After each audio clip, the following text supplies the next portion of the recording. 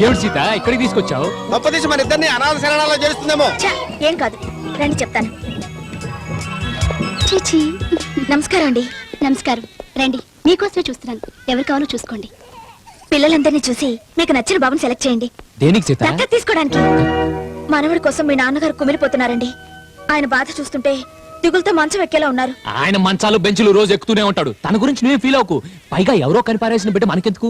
ఇంకో 5-6 నెలలు ఓపిక పట్టు. పడితే పుడతారా ఏంటి? మందులై వాడుతున్నాం కదా, బై ఛాన్స్ పుట్టినా పుట్టచ్చు. పుడితే ఇద్దరుంటారు, నష్టం ఏంటి? మనమేం పెంచుకోలేవా, పోషించుకోలేవా? అంటే కన్న కొడుకున్నప్పుడు పెంపుడు కొడుకునంత ప్రేమగా చూడలేవమ్మా. ఎందుకు చూడలేవు? నాకు ఆ తేడాలేం లేవు. ఇద్దరిని కన్న కొడుకులుగానే చూసుకుంటాను. నా తల్లే నీ నోటి మాటలు రత్నాలమ్మా, వజ్రాలు. ఈ మాటలు అప్పుడే మర్చిపోకమ్మా, కలకాలం గుర్తుంచుకో. ఏమండి ఏమండి, ఇవేదో చూడండి, నన్ను చూసి ఎలా నవ్వుతున్నాడు. ఆ బోసినోరు, చిట్టి పెదవులు. ఏమండి, వీళ్ళకు బాగా నచ్చాడండి, వీడిని తీసుకెళ్దాం. నీ ఇష్టం. భయ్యా బాగా బాగా ఆలోచించుకొని చెప్పు. మీరు గౌరవంగా నోరు మూసుకుంటారా? ఏమండి, ఈ బాబుని తీసుకెళ్తామండి. అలాగే రండి, సంతకాలు పెడుతురు గాని. కంగ్రాట్స్ భయ్యా, ఎలాగైతేనే మొత్తాన్ని తండ్రి అయ్యావు. వస్తామండి. మంచిదమ్మా. వస్తామండి.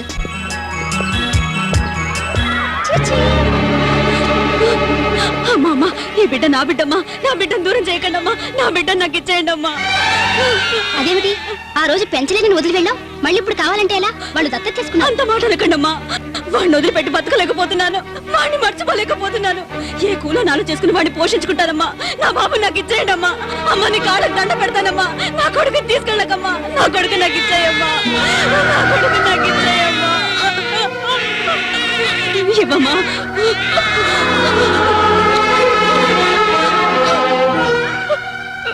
సారీ అండి, మీరు ఇంకో బాబుని చూసి తీసుకెళ్ళండి. వద్దండి, తల్లి లేకుండా ఏ బిడ్డ పుట్టదు. ఏ బిడ్డను తీసుకెళ్ళినా ఇదే సమస్య వస్తుంది.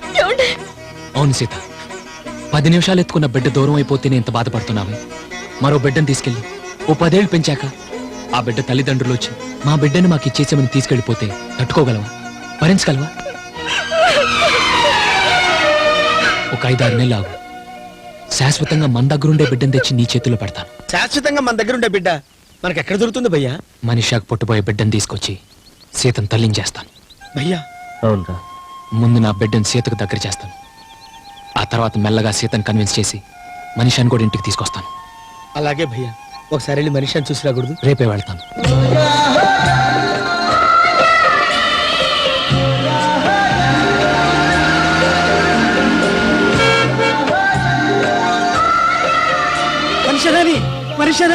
మనిషి తిమ్మక శ్రీరామ్ హర్కాయిచ్చా. టీవీ తర్వాత చూద్దు గానీ ముందు ఆ ప్రశ్న చదువు. మండపేట నుంచి మల్లాది జ్యోతిలక్ష్మి గారు. డాక్టర్ గారు, నేను పెళ్లి కాకుండానే గర్భవతిని అయ్యాను.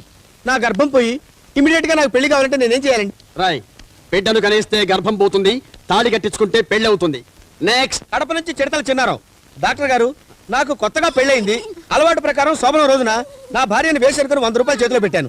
ఆవిడ దాన్ని జాకెట్లో తోసేసుకుని బొడ్లోంచి 50 తీసి నా చేతిలో పెట్టింది. అలా ఎందుకు చేసింది? Very simple. తను వేశ్య అనుకుని నువ్వు 100 రూపాయలు ఇచ్చావు, నువ్వు ప్యాసింజర్ అనుకుని తను చిల్లరిచ్చింది. నెక్స్ట్. అన్నయ్య, పెళ్ళై 6 ఏళ్ళైనా కడుపు రాలేదని మీకు ఉత్తరం రాశాను. మీరు ఇచ్చిన సలహాతో మందులు వాడాను. కడుపు వచ్చిందా? లేదు, లివర్ వచ్చింది. ఇప్పుడు దాన్ని ఏం చేయాలని అడుగుతుంది. దగ్గరలో ఉన్న మంచి డాక్టర్ చూపించండి. నెక్స్ట్. మా వారు సంసార సుఖానికి పనికిరారు. మీ సలహా ప్రకారం మంచి కుర్రాన్ని ఉంచుకున్నాను. ఇప్పుడు నాకు 3వ నెల. నిన్ను కుర్రాన్ని పెంచుకోమన్నాను గానీ ఉంచుకోమనలేదు. పత్రికల్లో అచ్చు తప్పబడి ఉంటుంది, దానికి నేను బాధ్యుడిని కాను. నెక్స్ట్. రే గిరి. Hello Sriram, how are you? Hello భయ్యా, నేపాల్ నుంచి ఎప్పుడు వచ్చావు? వచ్చాను. మనిషిని కూడా తీసుకొచ్చా. ఏది ఎక్కడుంది? ఇదేంటమ్మా ఎక్కడ అయిపోయావు? లోపల. ఈ స్టేజ్ లో తను అక్కడ ఉండడం మంచిది కదని ఇక్కడికి తీసుకొచ్చాను. మంచి పని చేసావు భయ్యా. ఇక్కడైతే అందరం ఉంటాం, తనకి ఏ లోటు రాకుండా చూసుకుంటాం. డాక్టర్ గారు, మీకు అభ్యంతరం లేకపోతే కొన్నాళ్ళ పాటు మనిషి ఇక్కడే ఉంటుంది. భలేవాడు శ్రీరామ్, ఈ మాత్రం దాన్ని నేను అడగాల. నా చెల్లెలా చూసుకుంటా. Thank you very much. ఆయన వచ్చేసారు. వచ్చాడా? రాని చెప్తా. గట్టిగా అడగండి. తొలిపోయిను. ఎక్కడి నుంచి వస్తున్నావు? చెప్పండి. మావయ్య గారు అడుగుతున్నారుగా. ఎక్కడి నుంచి వస్తాను? నేపాల్ నుంచి వస్తాను. హెడ్ ఆఫీస్ ఎక్కడుంటే తేపకి నేపాల్ బ్రాంచ్ కి ఎందుకు వెళ్తున్నట్టు? అక్కడ బ్రాంచ్ బాగుంది, డెవలప్ చేద్దామని. మరి అయితే మద్రాసులో బ్రాంచ్ ఉంది, కలకత్తాలో బ్రాంచ్ ఉంది, బెంగళూరులో బ్రాంచ్ ఉంది, ఢిల్లీలో బ్రాంచ్ ఉంది. మరి ఈ బ్రాంచ్లన్నీ వదిలిపెట్టి ఒక్క నేపాల్ బ్రాంచ్నే ఎందుకు డెవలప్ చేస్తున్నట్టు? అంటే ఏంటి మీ ఉద్దేశం? నేపాల్ వెళ్ళి ఏం పాపాలు చేస్తున్నావో అని నేను పాపాలేం చేయట్లేదు, పుణ్యాలే చేస్తున్నాను. 2 టౌన్ పెట్టా. ఇదిగో లేనిపోని అనుమానాలు లేపి సీతకి నాకు పొల్లెట్టుకో. అయితే కట్టెలెడతా.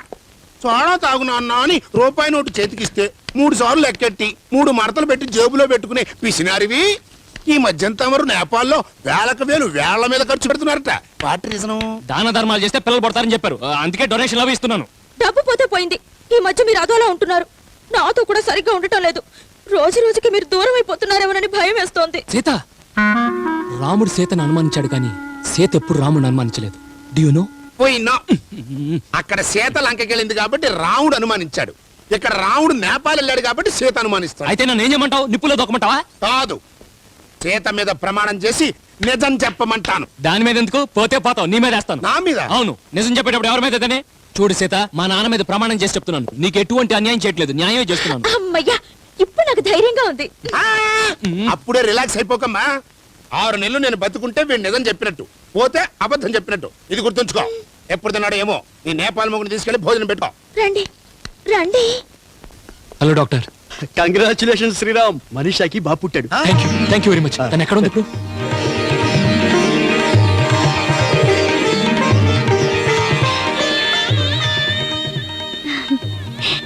Thank you Manisha, thank you very much.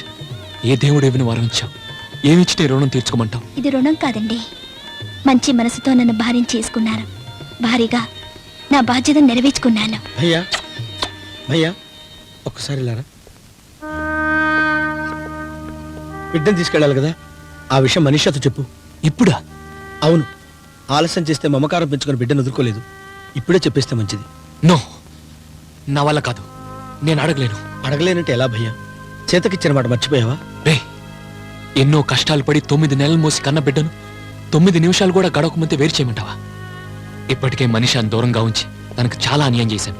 ఇప్పుడు బాబుని కూడా వేరు చేసి మరింత అన్యాయం చేయలేను. బాబునేమని అడగలేను. ఎందుకు అడగలేరు? అడిగే హక్కు, తీసుకెళ్లే అర్హత వాడి తండ్రిగా మీకున్నాయి. మనీషా, అవునండి, వాడు నా కొడుగ్గా నా దగ్గర పెరగడం కన్నా మీ కొడుగ్గా మీ ఇంట్లో పెరగడం మంచిది. తెలుసో తెలియకో నేను అక్కయ్యకి ద్రోహం చేశాను. తన మనిషిని నా సొంతం చేసుకున్నాను. నేను చేసిన అన్యాయానికి బాబుని అక్కయ్యకిచ్చి నా రుణం తీర్చుకుంటాను. మనీషా. అవునండి, బాబుని తీసుకెళ్ళడానికి అక్కని రమ్మనండి. అడుగు, వచ్చేసారు. నేను చెప్పినట్టు చెయ్యి. ఓకే, నువ్వు వెళ్ళు. భయ్యా భయ్యా, బాబుని తీసుకెళ్తాను. సీత మీ నాన్న వచ్చేసారు.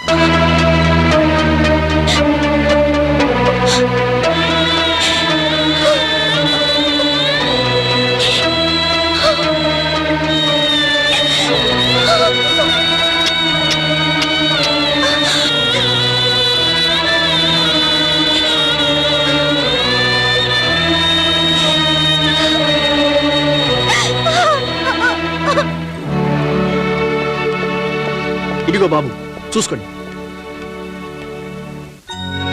మరీ పసిగుడ్డు పాపం తల్లేమైంది? ఆ, బిడ్డను కని పురిట్లోనే చనిపోయింది.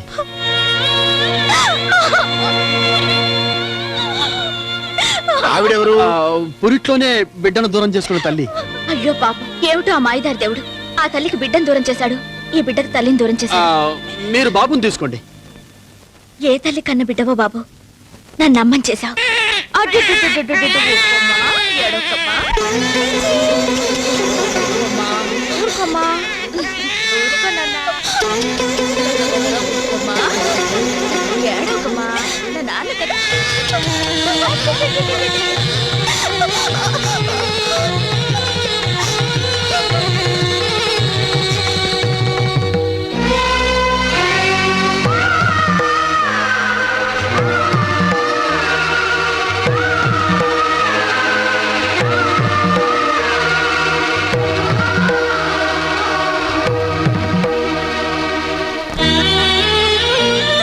క్షమించండి, బిడ్డ ఆకలితో ఏడుస్తుంటే తల్లిగా తట్టుకోలేక నా బిడ్డ అనుకొని పాలిచ్చాను. నేను తల్లిని కాలేకపోయాను కాబట్టి వాడెందుకు ఏడుస్తున్నాడో అర్థం చేసుకోలేకపోయాను.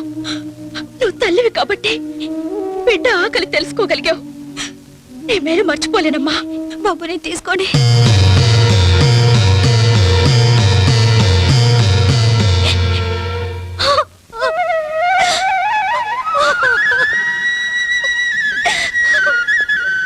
బాధపడకమ్మా. నీ బాబుని దూరం చేసి అన్యాయం చేసిన ఆ దేవుడు నీకు తప్పకుండా న్యాయం చేస్తాడు. వదినా ఎక్కువసేపు ఇక్కడ ఉంటే దూరం అయిపోయిన బిడ్డను గుర్చేసి ఆవిడని బాధ పెట్టిన వాళ్ళం అవుతాం. వెళ్దాం పద. వస్తానమ్మా.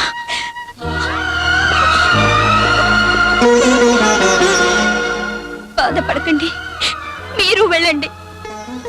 తండ్రిగా గెలిచాను, భర్తగా ఓడిపోయాను.